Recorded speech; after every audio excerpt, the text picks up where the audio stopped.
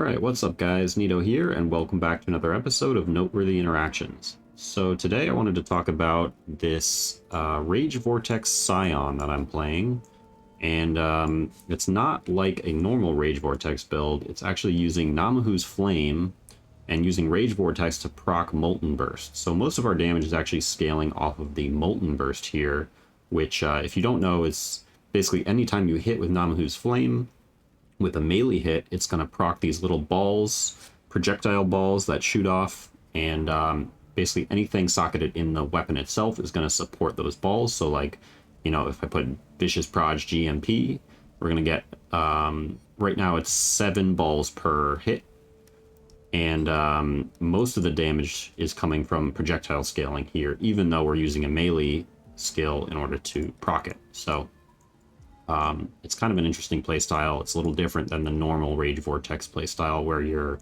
exerting attacks and using Intimidating Cry to make your Rage Vortex deal double damage all the time. It's not quite as high DPS, but I think it should be scalable to the end game.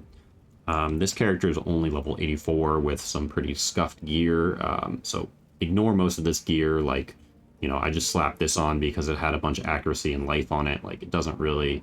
It's not really a core piece of the build or anything like that. But the other interaction that I'm messing around with is using Pathfinder for autoflasks. So Pathfinder gives flask gain 3 charges every 3 seconds. And by scaling some of that on the tree itself, so with like Primal Spirit and Druidic Rite, you get some like charge gain, charge duration, and then you have these new clusters here. So Natural Remedies, this stuff gives you a bunch of flash duration, some reduced flash charges used, and this cluster gives more charges gained and reduced charges used as well.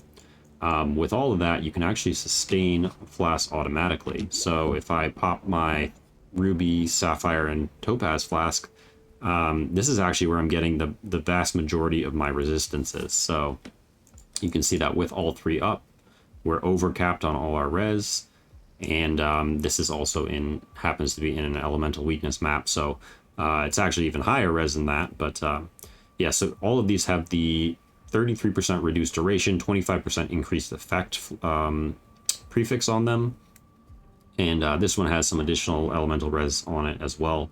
But as you can see, they just all get reused at the end of the flask effect. Or in this case, it's used when an adjacent flask is used, which is at the end of this one's flask effect. But I crafted all these before they added all the crafting options to the bench for the flasks.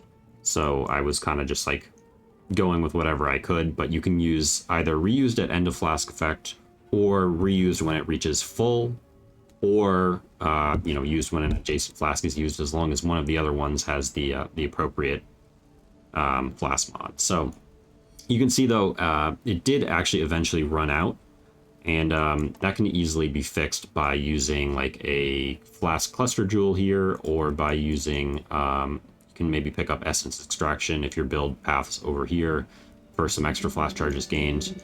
Or you can just use it in a belt with extra charges gained, stuff like that. This build currently does not have any flask-related anything on gear, so it's entirely just this tree setup, which is enabling this.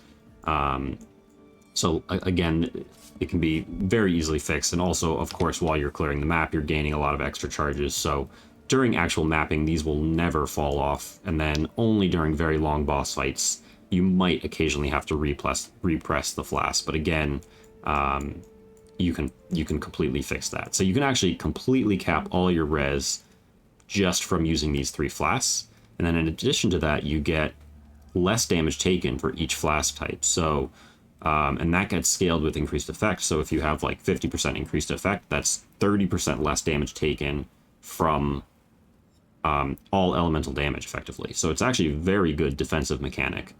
And it makes it so you can have prefixes on your gear for whatever else you're doing. So like, for example, maybe a stat stacking build would want a lot of prefixes for stats, and usually struggles to get resistances. Well, now you can play a stat stacking Scion with Pathfinder and just like pick up all this stuff, app res through your flasks, and you know, do your thing with stacking as much stats as possible. So it's pretty interesting setup that actually fits into a lot of different builds. And, you know, it's very generic. You know, you just get aggro, phase aggro, you get Wind Dancer, you get some life and ailment avoidance, and the rest is just flask stuff. And, you know, you have the whole other side of the tree for any kind of damage or whatever else you're building into your build. So it's a pretty cool setup that I think can fit into a lot of different builds. But for this build in particular, I'm also going for Berserker because it gives rage gain on hit with attacks, and Rage Vortex, of course, costs rage, so we do need some rage generation. And the other mechanic I'm using here is combining Rotblood Promise with Chains of Emancipation. So Chains of Emancipation says when you lose temporal chains, you gain maximum rage, and you are immune to curses while you have at least 25 rage. And then the Rotblood Promise, socketed gems are supported by blasphemy. Curse auras from socketed skills also affect you. So we have temp chains in here. So we're cursing ourselves with temp chains. And then by toggling this on and off, so you can see I have it on right now. If I toggle it off, you can see my rage just instantly jump to maximum. And then toggle it off, toggle it on. Every time you do that, so you need to be below 25%, 25 rage for it to instantly jump to maximum when you toggle it. But actually, wait, yeah. And as long as you're above 25 rage, you're immune to curses, so you're not actually slowed at all by temp chains. And this allows you to just throw out your Rage Vortex as much as you want. And then when there's enemies around, because we're gaining rage on hit, as soon as you dip below 25 rage, you're going to get a couple rage on hit, and then it's just going to pop you back up to full. So you're effectively permanently immune to curses and permanently stun immune as well, because you cannot be stunned while you have at least 25 rage from Berserker as well. So it's actually pretty nice setup. And the only time you ever really run out of rage is if you're either just not attacking anything for a long time, or if you pop Berserk, because Berserk makes it so that your rage decrease, your rage loss increases every second more and more and more until you're out of rage. So you can't actually permanently sustain Berserk, but you can keep it up for a long time, and if you time it well, you can actually you can toggle the temp chains mid Berserk, and it'll like pop you back up to full. And then the last thing I'm doing is just messing around with like Battle Mage's Cry. So Rage Vortex counts as an exerted attack, and if you want to, you can effectively link Battle Mage's Cry with, I believe it has Wave of Conviction and Combustion. So it's just applying a lot of negative res to the enemies every time I attack. So it's not triggering it right now because it actually has to hit an enemy in order for it to go off. So you throw out your Rage Vortex, it hits an enemy, and then the wave comes afterwards. And it's actually a very smooth playstyle and pretty effective. So I'll just show you kind of what mapping looks like here. As you can see, it's proccing all these little balls from the Molten Burst from the axe. And it's not the highest DPS build in the world. It's kind of memey. It's more of just a fun interaction that I wanted to mess around with than it is actually like, super endgame viable do all content kind of build. But this is I believe like a tier 7 map, and my character is only level 84. Again, very scuffed gear. Haven't invested much into the actual character. Just wanted to mess around with the interactions, but so far it's been a lot of fun to play. So I do recommend it in that regard. And the auto-flasking thing has been surprisingly strong. The other thing I'll mention is that like Rage Vortex is really just here. It's not here to do damage. It's just as a effectively a utility setup. So you have like increased AoE, you have rage support for extra rage generation, faster attacks so that we can proc the balls faster, and then fortify and life gain on hit. So the life gain on hit is actually really big in terms of defense. It adds quite a lot. So pretty good playstyle. You can see I ran out of rage there, so all I have to do is just toggle temp chains, and then we're back to full. And this is just the boss right here. Against small single target bosses, the DPS does seem a little bit lower just because like sometimes the balls miss, and sometimes you don't get as many procs as you need. So right now, this character doesn't have like insane attack speed yet in order to get all the procs, because it's only a 20% chance to proc balls on hit, and you have like a 0.1 second cooldown, I believe, or 0.15, something like that, on the magma burst. So in order to get maximum number of procs, you want like very high attack speed. Rage Vortex does have extremely high attack speed, just like Cyclone does. So it's actually very good for this type of build.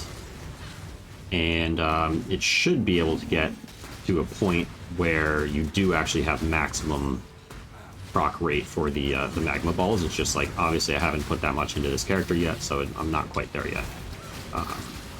But from doing the math in the POV, it looked like you can get upwards of 100k hit per ball, and then you get like 7 balls per burst because of GMP, and then even more if you wanted to use like a Dying Sun or something like that, which again you would have very high uptime on because of the whole flask thing. And although it's a little harder to sustain unique flasks because a lot of them have increased charges used and stuff like that. So I don't know how much extra flask stuff you would need invested in order to make that kind of like a permanent uptime thing. But for now, for this setup, it's working pretty well even without any special flasks or anything. I also have like Quicksilver Flask, which is used when recharges reach full, so you have very high uptime on extra movement speed. Plus you're very fast because the Rage also grants movement speed, and then you can pop your Berserk whenever you want to, and like while you're degenning from Berserk, you can just toggle temp chains on, and then like keep your Rage way up. So anyways, that's pretty much the build. Like I said, maybe don't copy this exact setup. A lot of this gear is kind of garbage, and just threw it on this character because I wanted to mess around with it. But the setup of using Rage Vortex to proc something does seem to work quite well, as long as you have this like Rotblood, Chains of Emancipation, Rage Generation combination going. So you could probably do like a cast on crit setup with this if you wanted to. Probably use a different weapon though. And yeah, overall I think it's pretty fun playstyle, and that's it pretty much. Thanks for watching.